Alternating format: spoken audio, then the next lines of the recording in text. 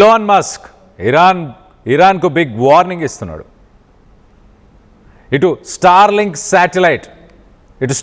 Satellite పై దాడి చేస్తామంటూ ఇటు Islamic revolutionary guards Bahrain, Kuwait, United Arab ఎమిరేట్స్లో స్టార్లింక్ పైన అటాక్కి ఒక ప్లాన్ చేసింది ఇరాన్.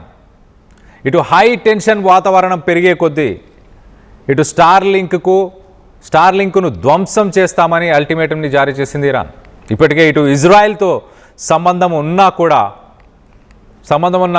18 అమెరికా టెక్ కంపెనీలను టార్గెట్ చేసింది ఇరాన్.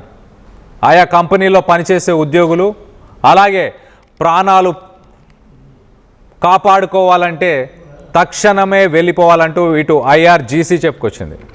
ఇరాన్లో స్టార్లింక్ సేవలను ఉపయోగించడంపై నిషేధాన్ని జారీ చేసింది.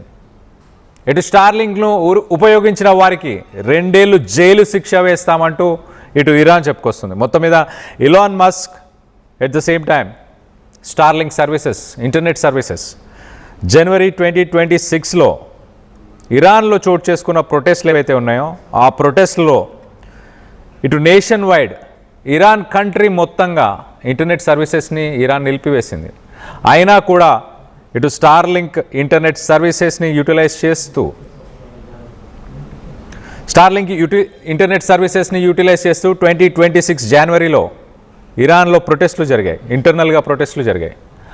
ఆ ప్రొటెస్టుల సమయంలో ఈ ఇంటర్నెట్ వల్లనే ఆ ప్రొటెస్టులు జరిగాయంటూ, అలాగే ఇప్పుడు యుద్ధం జరుగుతున్న సమయంలో కూడా ఇటు ఇరాన్లో స్టార్లింక్ సర్వీసెస్ని ఎవరైతే యూజ్ చేస్తున్నారో వాళ్ళకి 2 సంవత్సరాల జైలు శిక్ష, అలాగే IRGCకి సంబంధించిన ఆర్మీ ఇంటింటికి వెళ్ళి మరి ఈ స్టార్లింక్కి సంబంధించిన డిష్, ఆ రైట్ సైడ్లో ఎలాగైతే ఒక డిష్ కనిపిస్తుందో అలా ఇంటిపైన ఒక డిష్ని మన డిష్ టీవీకి ఎలా యూజ్ చేస్తామో అలాంటి ఒక యాంటీనా ఏదైతే ఉందో యాంటీనాస్ని ఐడెంటిఫై చేస్తున్నారు.